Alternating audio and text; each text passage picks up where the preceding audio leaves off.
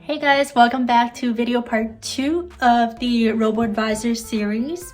Today I'm going to give you some tips and guidelines in terms of how to pick the right Roboadvisor for you, and also share with you my experience with using Wealthfront over the last couple of years.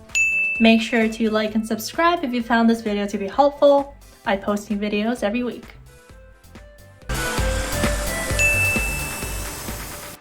There's a couple of areas that I would watch out for when choosing a Roboadvisor.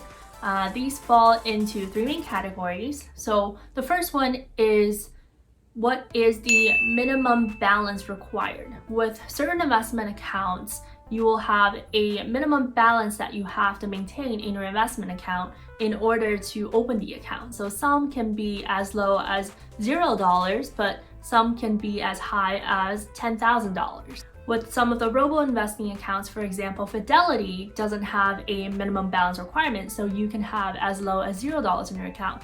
Consider how much money you're comfortable putting into this market and consider which is the best option based on the amount of money you have available to put into the Roboadvisor. The second thing to watch out for are management fees.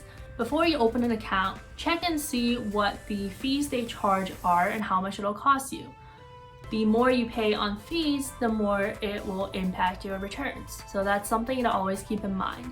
With the Robo-advisors like Wealthfront or Betterment, they're at 0.25% annual fee. So it's a pretty good deal, but they can go as high as maybe even 1%. So something to keep in mind as you're evaluating different options.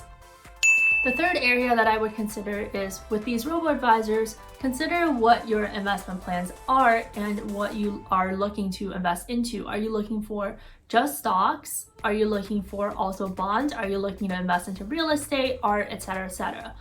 In a future video, I'll cover the different types of investments that you can have. So these are generally called the asset classes.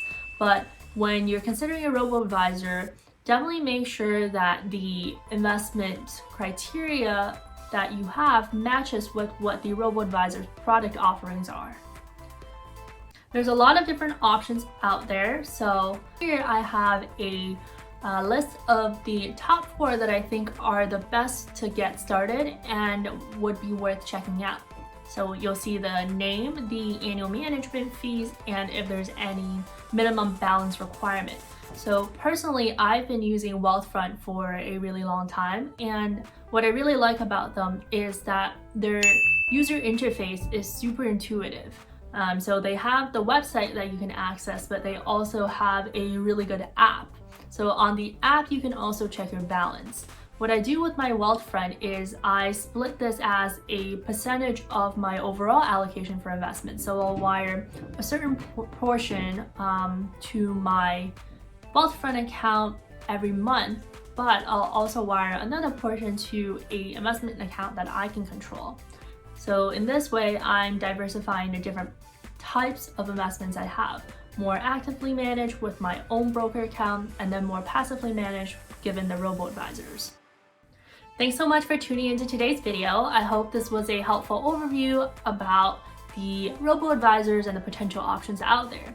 Hopefully this will give you a little bit of direction to help you get started on investing if you thought investing has always been something you wanted to do, but you were really confused on how to get started. As always, leave me a comment if you have any questions, and I look forward to talking to you guys soon.